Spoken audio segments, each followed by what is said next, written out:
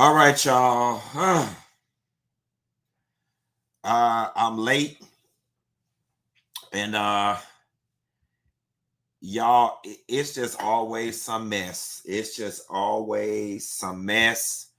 Life. Let me tell you something. If you don't have good coping mechanisms, life will carry your ass up out of here. So, a lot of y'all may be asking, oh, we ain't seen no pictures from the barbecue.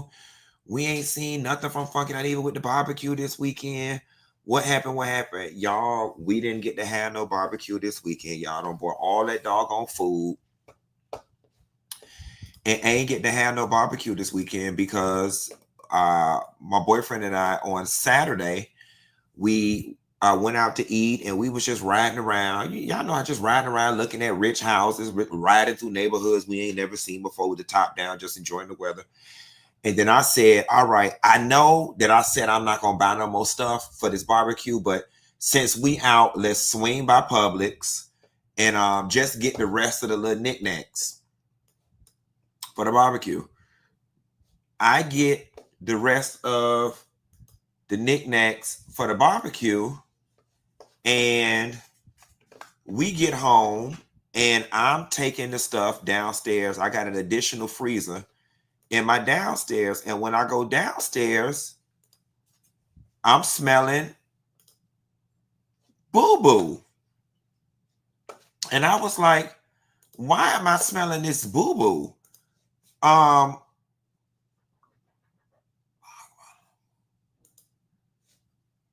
Hold on, go to system preferences. I was like, why am I smelling this boo? I was trying to show y'all the video. Long story short, guys, the sink, the toilet,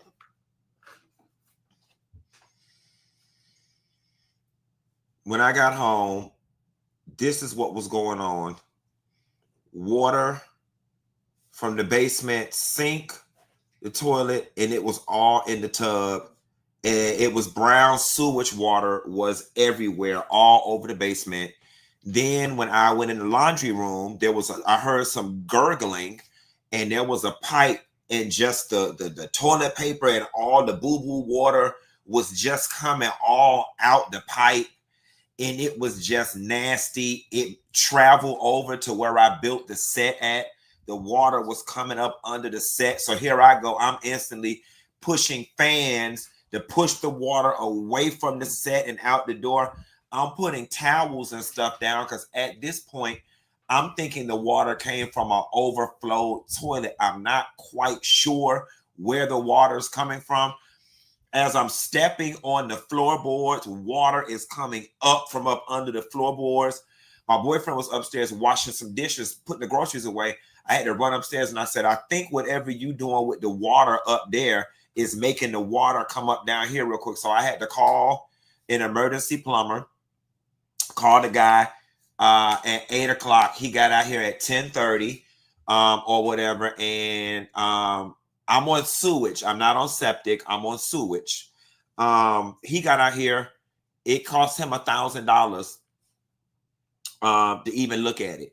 He was like, he walked around. He said, I can't find the white cap on the side of your house. So I'm going to have to take the toilet off to get to the main system and run the cameras down there and find out what's blocking it and what's treating it. And that's going to be $1,000. Do you agree to this? Sign right here. So boom, 1,000 out the window. The man down there for about 45 minutes. And he comes back upstairs. He said, can I speak to you for a second? I come downstairs. He's like, you see what this is? I said, no. He said, tree root. He was like, you've gotten roots that have grown into your pipes. And he was like, I'm going to have to put the camera in there and figure out exactly where in the yard the tree roots are. Put your toilet seat back on, all this good stuff. So he died there for another hour. And he came upstairs with his little clip, with his iPad or whatever. He had taken all these various pictures. He had taken all these various pictures and whatnot. And he located where in the yard that it was, and it was going to be an extra $6,100.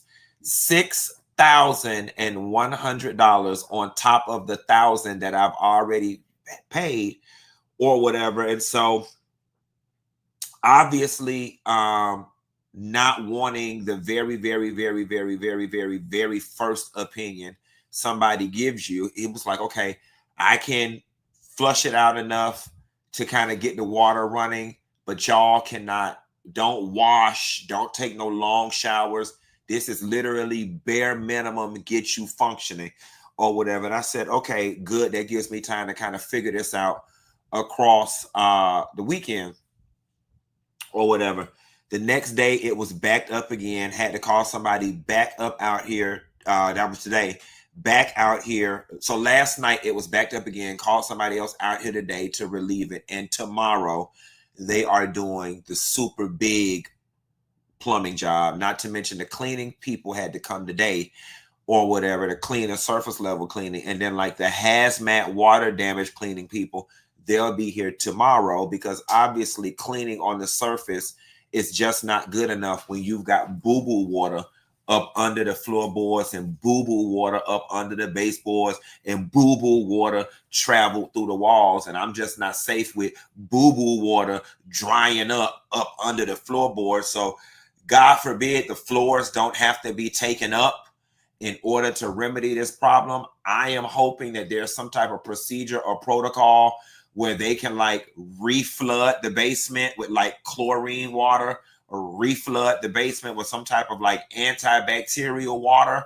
And then hopefully that can fizzle and buzz and get everything good up under there. But honey, I am missing living in the skyrise right about now. Oh, baby, I don't know how y'all do this. Baby, I don't know how y'all do this with these houses, honey.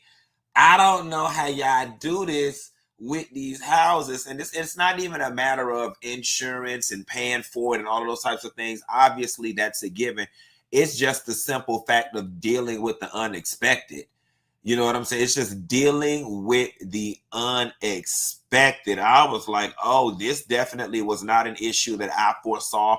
And Lord knows I don't ever want to see something else like this going on again, down to the home ownership, honey. I was thinking about putting a pool in the backyard. Now I'm finna have to put the brakes on that, because I just don't know that that's something I want to deal with.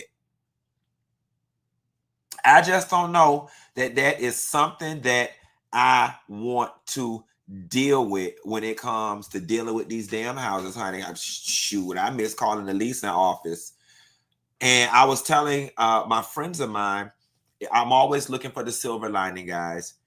And here is the part that becomes the hope and the dream of the slave. I remember what our financial situation was growing up. And my mom was a homeowner. She did own the house.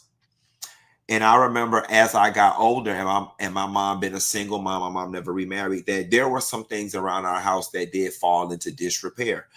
I was just thankful for the fact, because I was looking back to like when I was 12 and 13 years old. And if this would have happened to my mom, I don't know what we would have did. Number one, my mama didn't have an extra $1,000 laying around just for the plumber to come look at the problem, right? Okay, and so maybe in a day or two, she would have been able to scrounge up the $1,000 for somebody to look at it, but she damn sure didn't have the $6,100 to get it fixed. I damn sure know she didn't have the $6,100 to get it fixed, and I don't know what we would have done had this happened to us when I was younger. Maybe we would have went and lived. Maybe we would have went and lived with my grandma for a little bit. I just know that Mildred didn't have no extra $7,000 and didn't have no means of getting no $7,000 in order to fix whatever was going on. So, child, we would have been sitting in there with boo-boo water, or we would have just had to move and abandon the house.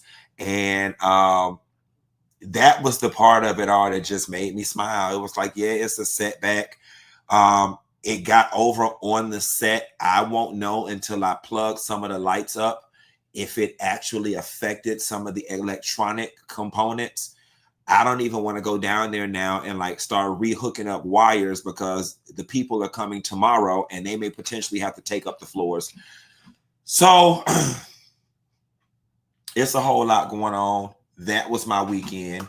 Bear with me. I don't think we're going to get a full 60 minutes tonight. We're probably going to get 45 because I just got a lot going on. And coming into this damn job today was the least of what I had on my damn mind. Okay. Either way, let's get into it. So we got a very small political corner. Nothing too crazy, nothing that's going to upset us other than the fact that Donald Trump has pardoned the Chrisleys. I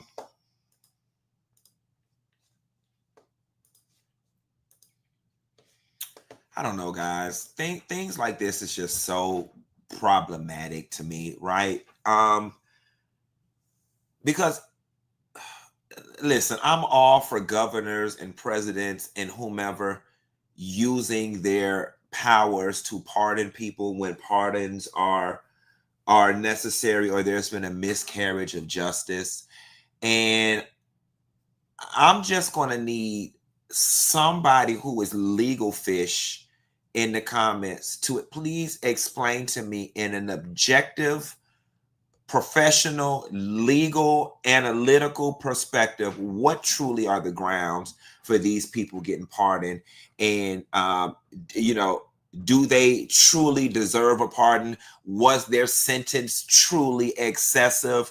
Honestly and truthfully, I think that justice was served in this situation. And it doesn't make it any better that Todd Chrisley was sitting in court begging and pleading for Trump. It doesn't make race relations in this country feel any better, considering that they are the milk carton faces of rich white conservatism, however the hell you say it. It doesn't make it no better that they did crimes, and it's giving. Yeah, we did crimes, but we're rich and we're white. And we knew Donald Trump and we got away with it. And I want to tell you something about this sissy. He is not the type that'll get out of prison and be humbled by this opportunity and go sit his ass down.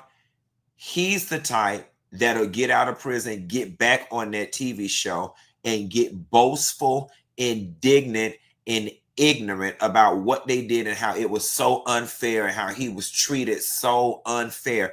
Their smiles are already giving. They finna go with this unfair treatment thing. And I do believe, regardless of skin color, I do believe that there are a shitload of other white people sitting in prison that deserve to be pardoned, along with people of many, many, many, many other hues, backgrounds, religious beliefs, so on and so forth. I'm just not understanding what made it so whatever, other than the optics and the public relations of it all, why these two get pardoned. But it is definitely, we got to be careful, people, because I feel a world. We're already starting to see it on social media, but we're starting to see it manifest in real time. I foresee a world where there is going to be a demographic of white people, some, not all, the crazy ones over there in the corner, who use situations like this, and they are going to feel like they can walk around this planet and do whatever the hell it is they want to do. And I just caution you, my black people, don't engage. When you run into those indignant ones that want to pick a fight, that want to be racist, that want to do all this and then holler because Donald Trump is in office, and they feel the superpower that they think they have, it only works if you engage. And I was thinking about that the other day. I was driving and I was like, saw a video on social media, and somebody hurled out the N-word. They hurled out the N-word at somebody in a fast food restaurant in an effort to get that person upset and riled up. And then I thought about it.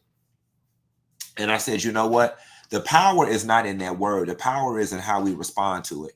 And oftentimes they call us that in an effort to hurt our feelings and to get us upset. I never get a satisfaction of doing so.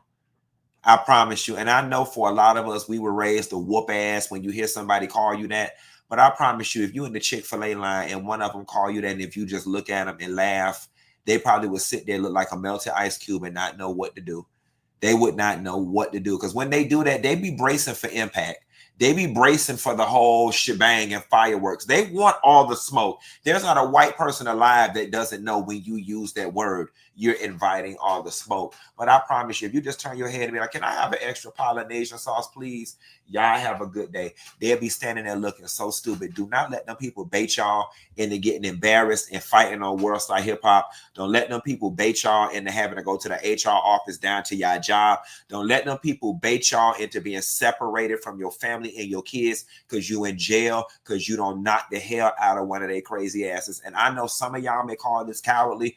I just walk away. When I see them type of folks and I see where this thing could go, I said, you know what? This it's a Arby's next door. I'm finna leave this Chick-fil-A. This shit salty anyway. Okay. I just tell them this shit salty anyway. You know what? I ain't had a roast beef sandwich in a long time. I'm gonna just take my ass on over here and get me one of these roast beefs from this drug trafficking, money laundering ass Arby's. Because y'all know, don't nobody eat at Arby's anyway. The line was much shorter. I want to come. You know what? That ain't nothing but God made that lady call me a nigga. Because I'm trying to get my stomach down, and I didn't even be needing to eat these waffle fries in the first place. Let me go on over here and get me a roast beef sandwich with a half a bun. Okay, that's kind of how you have to do it in a Jamocha shake. Whenever them people upset you, just think Jamocha shake, curly fries. Jamocha shake, curly fries. And here's the thing, y'all. I'm so damn random. Y'all know don't nobody go to Arby's, but when we go to Arby's, we love it and be like, ooh, bitch, this why I come to Arby's.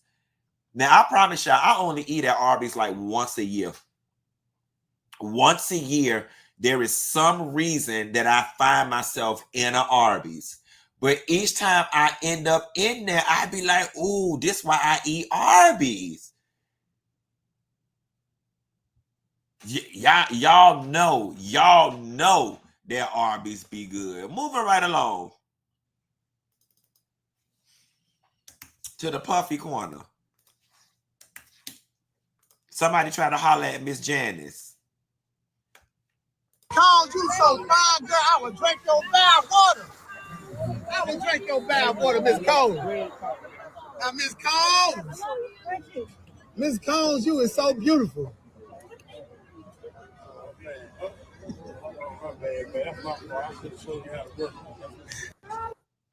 Miss Combs, you so fine, girl. I would drink your bad water. Child, not with Miss Combs showing up with the leftover Lil' Kim videos from the Crush on You video. Listen, I'm not going to give Miss Combs too much. Miss Combs has been unproblematic all these years. The only thing Miss Combs has ever did to us was wear them contacts, them colorful wigs, and those atrocious fashions. But fashion, dressing, being tacky, and not having no style ain't never been a crime. I ain't going to shame this lady because of what her son got going on. The man said he gonna drink her bath water. I mean, it might be filled with fleas and ticks and spirits from the Harlem Renaissance and the 1930 Prohibition era spirits. It might have some of all that in there. It may have a little bit of prostitution spirit in there, a little bit of madam, a little Heidi Fleiss pot liquor in there. It might have a little sleeping with the deacon in there. It might have a little, when I'm drunk off of Newports and Cisco, I let Miss Barbara from next door eat my coochie while Shirley Brown and Betty Wright play in the background. If you drink her bath water, it's giving all that. It's giving Nate, I'm in a bind. Nate. It's giving, these girls don't know the difference between a coochie and a hole in the wall. That's why all I do is dress and rest, because love don't live here no more. It's giving, don't blame Mr. Charlie. Mr. Charlie is just a man, and he's doing the best he can. That coochie is giving, been around the world, and it's giving, never trembled in my life. Heard about it once or twice, but now I'm shaking, and I swear the shaking feels so nice. It's giving, I know why the cage bird sings. It's giving ego tripping. It's giving a lot of things. It's giving life everlasting. It's giving Avatar tree of life. That's how long that coochie been around and been passed around and been serving the needy. Believe me, sweetie, I got enough to feed the needy. No need to be greedy. I got mad friends with bands and see notes by the players. It's got all that in it. It's got where them fans at in it. It's got barbecue leg quarters in it. It's got family reunion. It's got, you know what? I let the family stay at my house and the family fuck my husband. It got a little bit of cousin Faith in it. It's got a lot in it. Okay. So you gonna need them people. If you decide, Lord, I just sat here for 7 minutes and talked about everything that was on that Lady Pap Smear sheet. You talking about drinking her bath water, baby, you gonna have to go down there to them Wuhan scientists and have them cook you up a vaccine quicker than they did their COVID-19 vaccine. You get through drinking all that goddamn bath water. I'm just here to tell you, that's the bath water that produced Puffy, the devil, Satan Combs. If you drink that damn bath water, ooh, baby, you might bring on the zombie apocalypse and make the saints come marching there. You come drinking that bath water. That is a dangerous woman. That is a dangerous woman. That woman got all her son money and she still got old men in Harlem's and Queens stopping by her house, putting $240 on the nightstand for the light bill several times a week. Janice still got old cat daddies carrying her to Red Lobster, getting her all you can eat shrimp in an Admiral's feast, build your own feast, Walt's favorite shrimp. I ain't that hungry. Let me just get a flounder off the kids' meal, bitch. Y'all know that flounder off that kids' meal at Red Lobster be real good. Don't sleep on that flounder.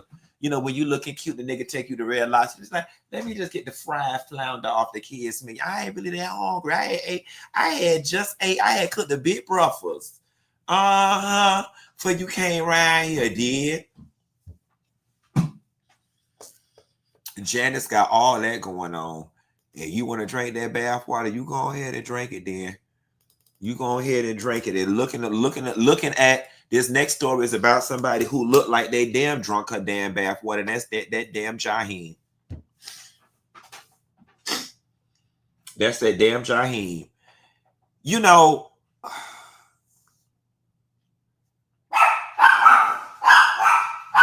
that's Postmates.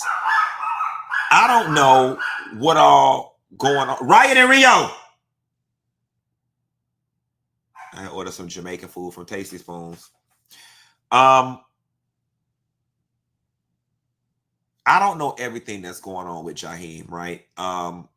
It is reasonable to believe that he may be diddling and daddling in alcohol and drugs. I don't know that for a fact, and I'm not trying to pass that on to be the truth.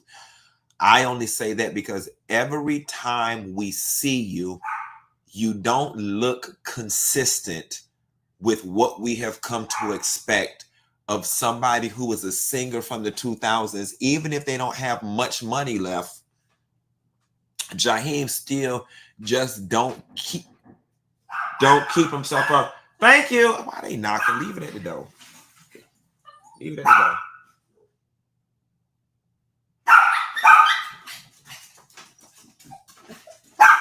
Stop it. Stop it. I know it's... Hold on, y'all. These dogs ain't gonna stop barking. Hold on, y'all. Stop it.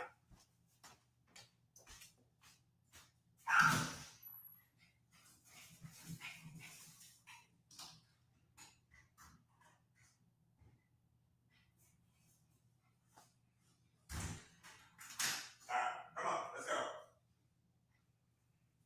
Come on.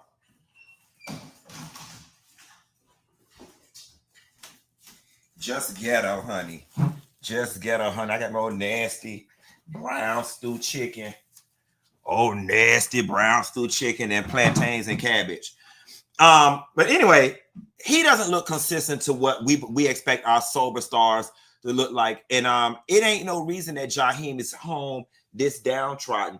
And we're not gonna say that he don't have no talent, and we're not gonna say that there's no market for him, because whatever market, and this is not shade to anybody, but whatever market that is, that music soul child, Anthony Hamilton, Fantasia, market circuit, that's the circuit that Jaheim is supposed to be on. That whole, this weekend, come to the Cobb County Energy Center, Fantasia, Anthony Hamilton, John B., and special guest, Jaheim. That's how it's supposed to go. Y'all know Jaheim is part of that. And I don't understand why Jaheim ain't working. All the aunties love Jaheim. The Charlie Wilson crowd, that's Jaheim. The Anthony Hamilton crowd, that's Jaheim. The Fantasia Festival crowd, that's Jaheim. The John B crowd, that's Jaheim. The Drew Hill Jodeci crowd, that is Jaheim. And we would so go to one of those things. Somebody said it looked like alcoholism, but yet he want to get back in trouble with this animal cruelty, guys. So he was in trouble in Metro Atlanta earlier this month, according to WSB TV. The singer was arrested May 1st for several charges of animal cruelty. He's charged with 6 counts of animal cruelty and was released from jail the next day. Court documents revealed that Jaheim was accused of not providing enough water, sanitary conditions, and ventilation to the dogs. Reports say that he owns Tweet, a pit bull terrier; Tip, a French bulldog; Taka, a hound mix; Tink, a pit bull terrier; Timber, a pit bull terrier; and Tanger, a pit bull terrier. I don't understand what some people's fascination are with these dogs, and particularly these pit bulls. And riot in Rio! God damn it! Come here! Get in here! Come here! Now this shit is ridiculous. We ain't gonna have no dough for y'all ass to bark at if these people fire me from this damn job. Get in your bed. Shit, now hell. Wait good until I get on the damn phone and want to start cutting up. Been in here all day. People down there bamming and Jackson in the basement ain't said nothing. I get in here and get quiet, get right on the phone, and they want to have a whole damn symphony orchestra with a damn crescendo in the middle of the damn thing, all while I'm at work doing an animal abuse story. No. Stop the noise. Stop the noise, please. Please stop the noise. Find animal cruelty y'all ass, okay? Y'all see this man on here?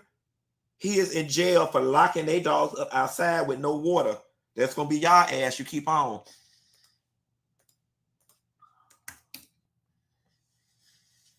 So I don't know how many of y'all watched the American Music Awards last night. We did in the meantime while we were kind of watching this background noise, and listen to what this little white girl said about country music and how Shaboozey looked at her ass and responded. And this award went to the Carter family, who basically invented country music. This year's AMA nominee. And this award went to the Carter family, who basically invented country music. This year's AMA nominee. All right, guys, let's unpack this. Let's unpack this, all of this. Did the young lady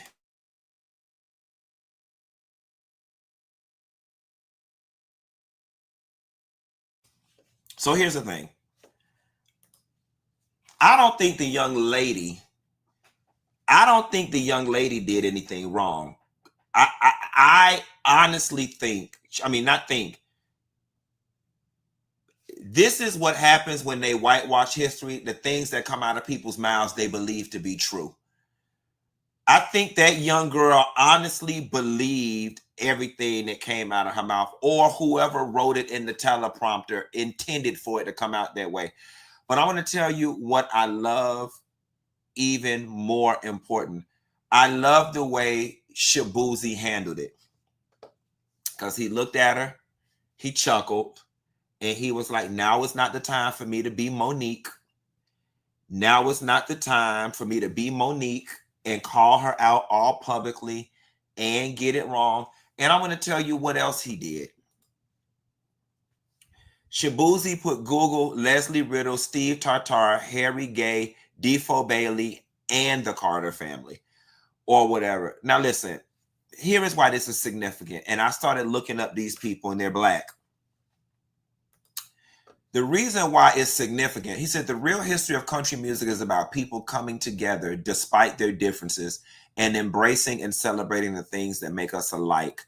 When you uncover the true history of country music, you find a story that is so powerful and can't be erased.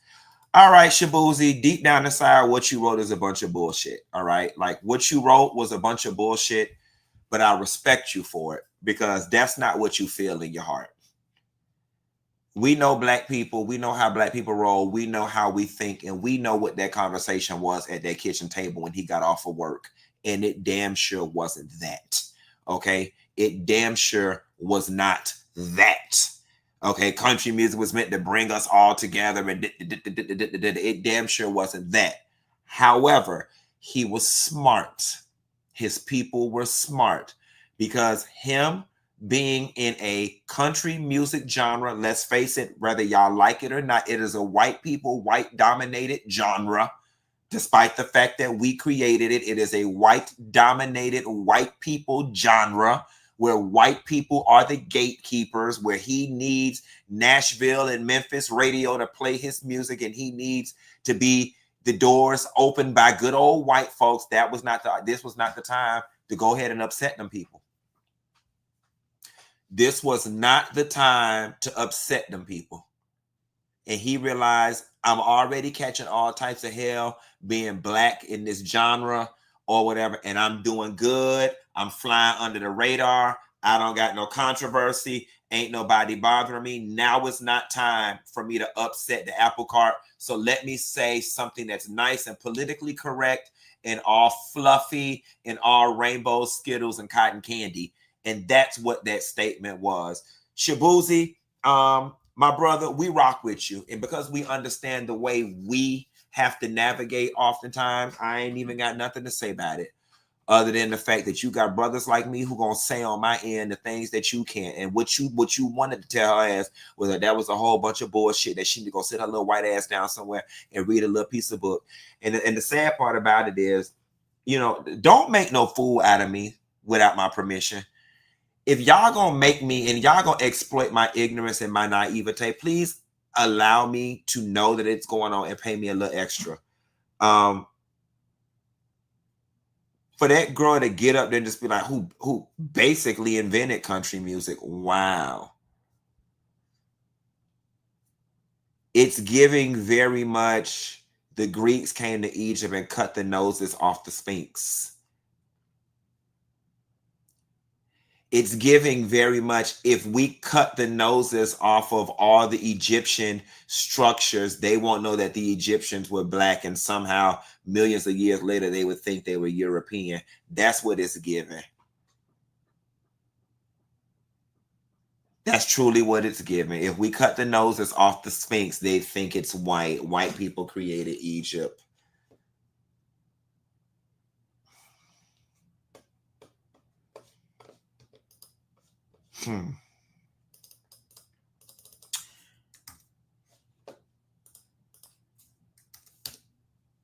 The American Music Awards. Let me tell you something.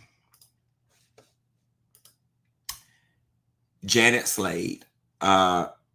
Janet looked good. She sounded good. And black people in our ability to code switch really needs to be studied, because there was no better song selection that Janet could have put together for the American Music Awards than the songs that she sang. She sang All For You, All For You, and then she sang another one of her very white-leaning songs. But it made so much sense. But outside of that, I want to tell y'all what I enjoyed the most about this. That in her mid-50s, Janet was still able to channel and make me feel that thing I used to feel when I was in middle school watching MTV in the morning while my mama finished getting ready for work before she dropped me off to school. Like, there are certain people who are just the living embodiment of the time, a certain culture, a certain era in music And, you know, we never mentioned hip hop and Janet Jackson in the same sentence. But 90s hip hop Janet, this is who I know and love. And this was so just reminiscent of what she used to give in the 90s. And it gave me that 90s thing that I be missing. Oh, so they said she sang Someone to Call My Lover because it was trending on TikTok. Very smart. I loved that this routine and the dance moves were modified to a place where even at 59 years old, she could still come through and look like she is giving it to the girls. The dance was not super complex or whatever. Janet Jackson was always known for giving you hits and a pop and a bam bam and a this and a ooh and a ah and ah bam. See, look at her. Chat chat. Pop. That's all she can. Chat chat. Pop. You not these days, Janet ain't giving you a whole lot. These days, she ain't giving you a whole lot, but she giving you enough. She give you enough. And enough it was. Janet had me in there moving. She had it going on. Her outfit was everything. The dancers were good.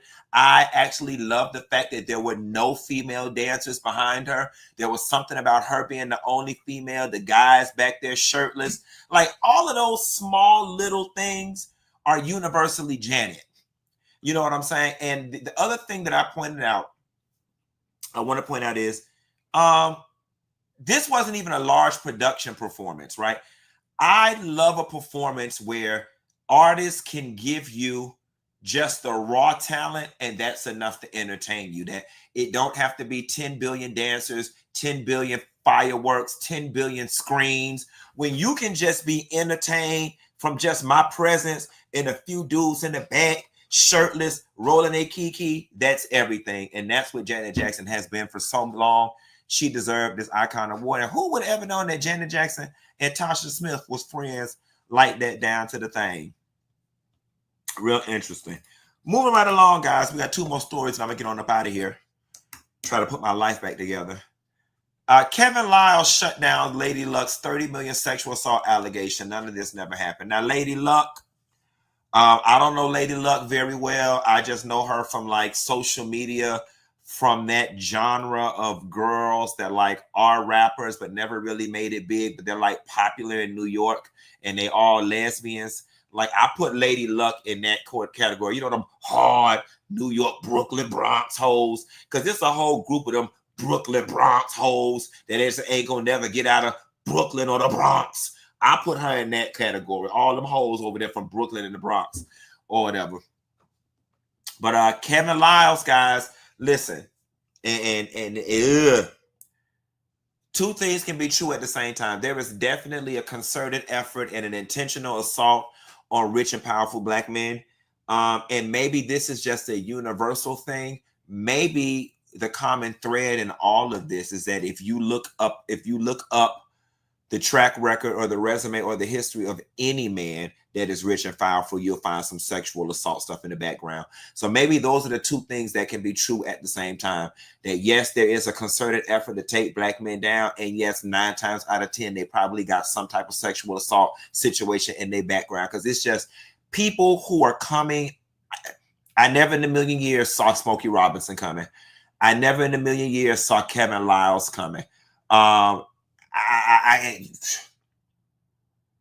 It's almost as if nobody is safe, but Kevin Lyles is not taking this line down. So Kevin Lyles is clearing the air and making it crystal clear. He says that he's not the man Lady Luck is accusing him of being. On May 27th, the music executive took to Instagram with a 6-page statement addressing exploitive claims made by rapper Chanel Jones, also known as Lady Luck.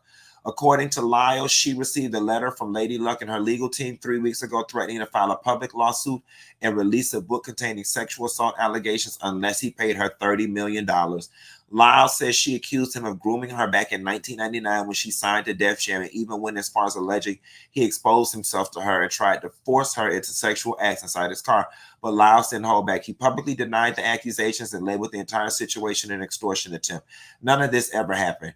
He threatened the allegations are totally false. Lyles backed up his defense by pointing to decades of positive interaction between the two, including social media posts and interviews where Lady Luck praised him and expressed her love for his family. She continued outreach and relationship with both me and my family for the past 26 years. He also gave the public some background. Says he signed Lady Luck after hearing her rap on Hot 97 and gave her a shot at stardom, studio time, major features, and national exposure. She was featured on big records in the late 90s and the early whatever. I don't know what big records that was, but girl, you came in real too high. Oh, give me 30 million. Would you ask for 30 million hoping he would land at one? Again, the Me Too movement taught me that I can't just go around and be like somebody didn't do it, but this one's just not jiving with me. So Sincerely Taylor says, no one tries to take down these black men. Their actions get them caught up and they expect to be treated like white men. Sincerely Ty Taylor, I agree with you. I do agree. Like the chickens, the roosters got to come home to roost. I do agree. But I also feel like there is somebody, some puppet master somewhere in a corner at a minimum saying, you guys go dig around in that one, see what we can find. Go dig around in that one and see what we can find. And like I said, odds are if they are a celebrity and they are rich and powerful, that there is something in their past that can be twisted and misconstrued to be sexual assault or sexual harassment. That's what I'm thinking is going on. But here's the beautiful thing, guys. And I was thinking about this before the show. I think the beautiful thing with all of these men, true or false, being called to the carpet, I think it's going to reset the way men and women do business together. I think that so many public examples are being made of men that men are now going to think twice before coming at a woman in a sexual manner like that.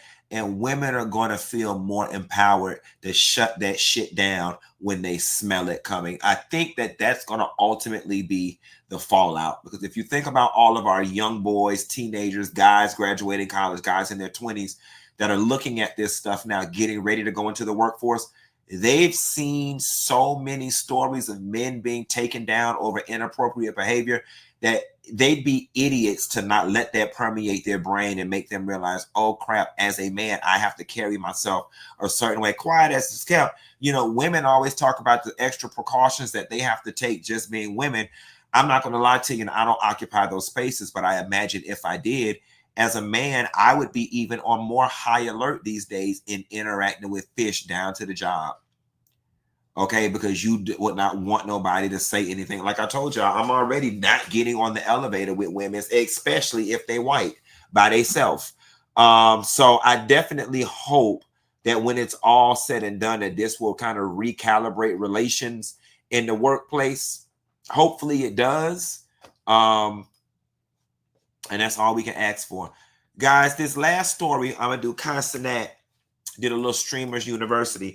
Y'all know I always have a special place in my heart for anybody who comes from this internet space and is able to, you know, make something huge of it. And senat definitely has done that.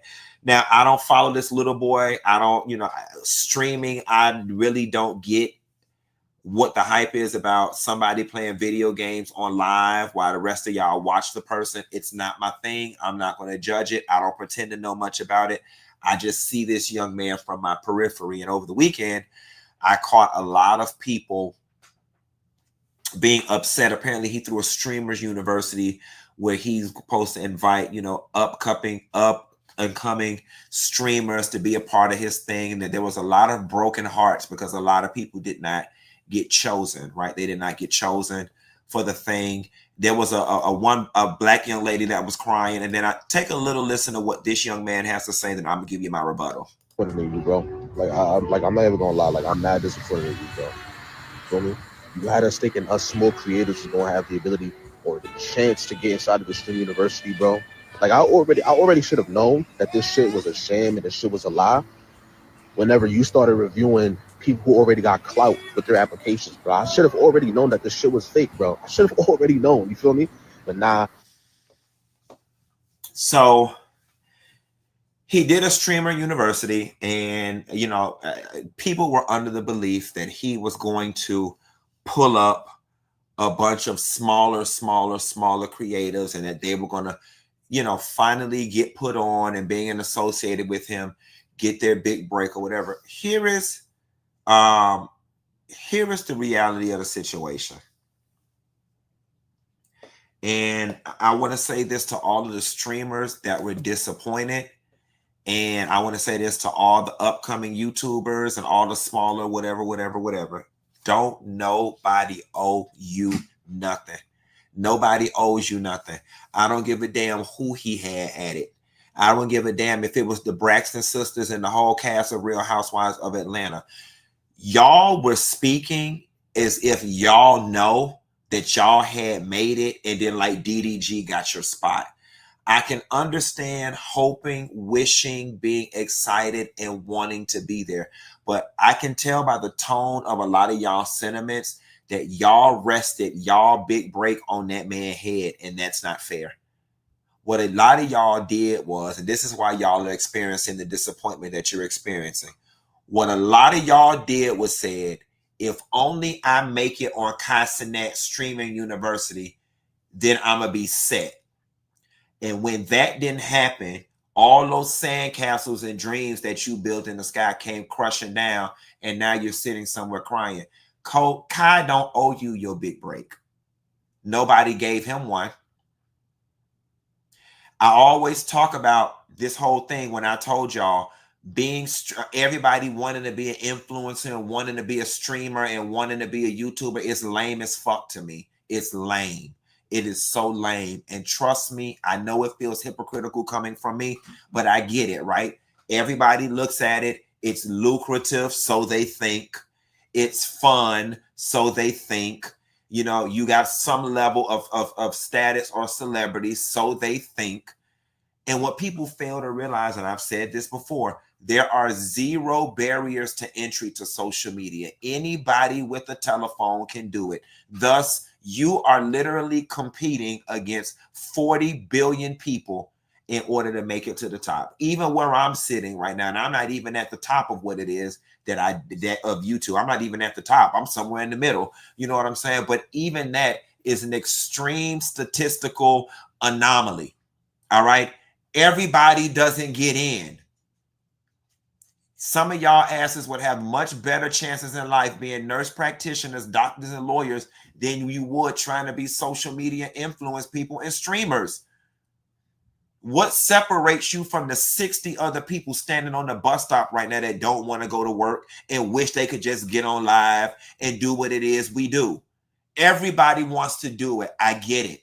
And I'm not mad at other people for wanting to do it.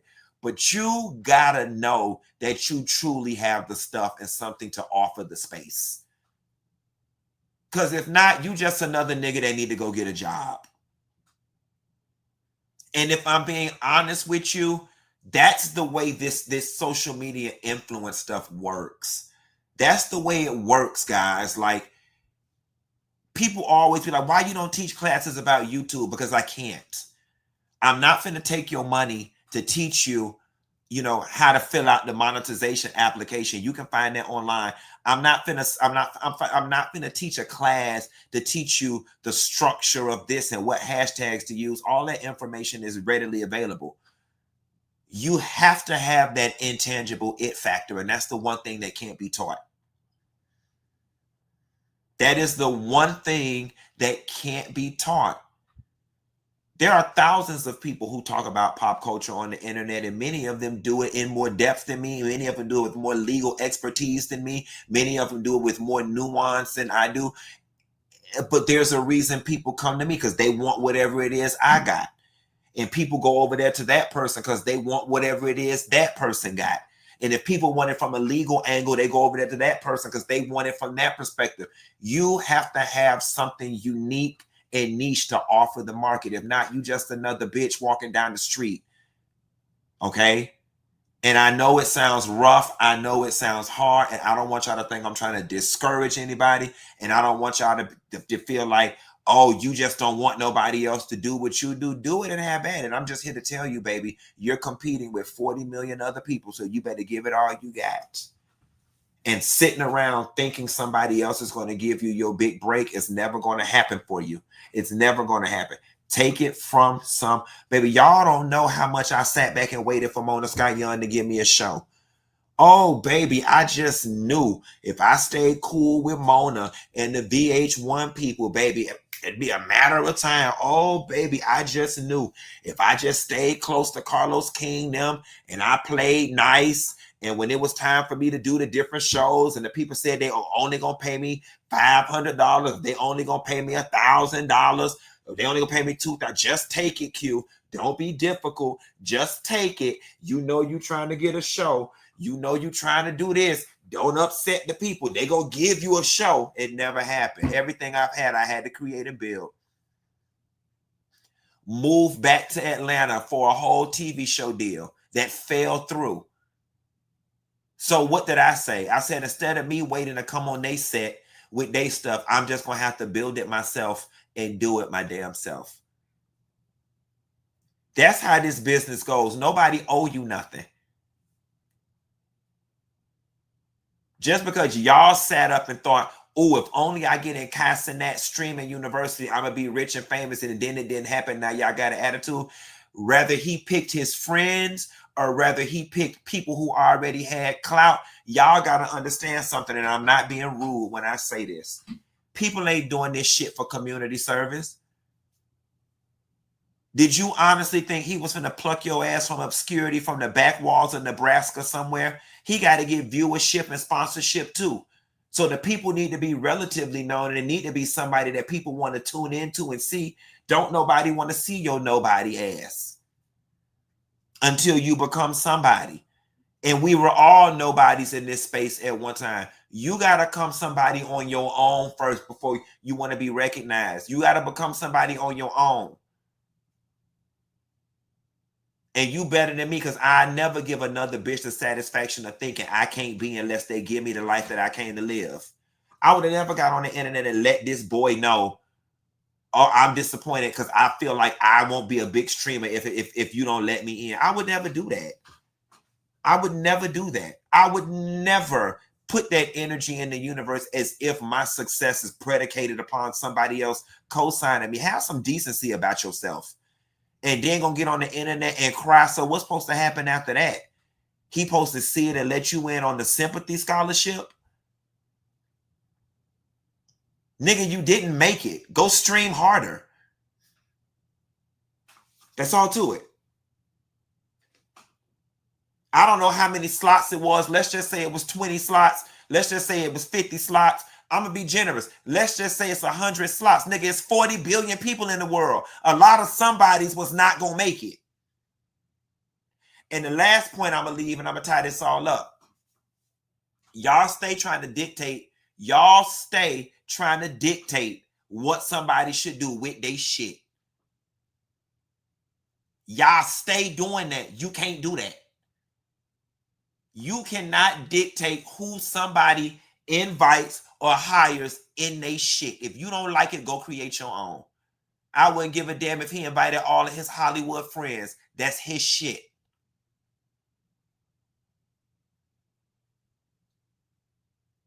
And you want to be a part of it because he built it. You want it, build your own. Become his rival.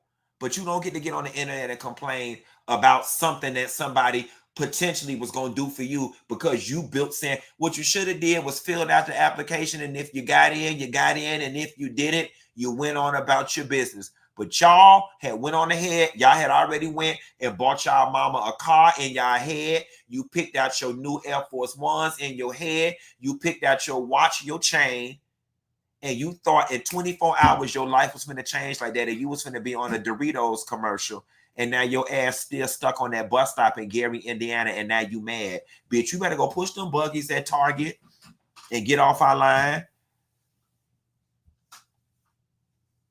I'm just saying. Anyway, I just shorted y'all 2 minutes. It's 8:58. I call y'all hoes tomorrow. Now that I got the basement and stuff situated, I think I'm finna eat and sit in here and watch 2 episodes of this Housewives stuff. So I might call y'all back tonight because I'm feeling a little crunk. Bye.